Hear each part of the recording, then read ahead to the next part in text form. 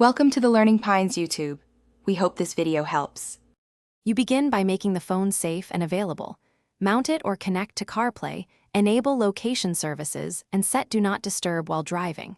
Once done, type or dictate the destination, inspect the suggested routes, and tap Start to engage guidance. Make sure to confirm the voice volume and lane guidance icons so you hear prompts. You're now tracking progress on the map.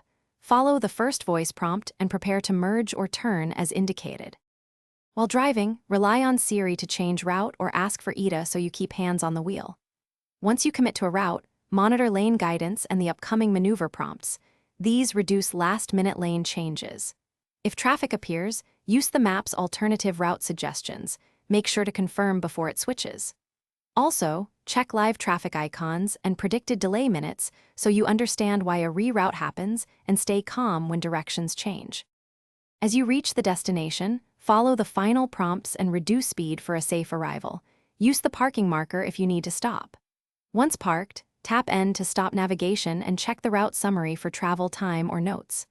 If map stops giving directions or GPS drifts, restart the app, toggle location services, or reconnect CarPlay/Bluetooth. This usually restores accurate positioning.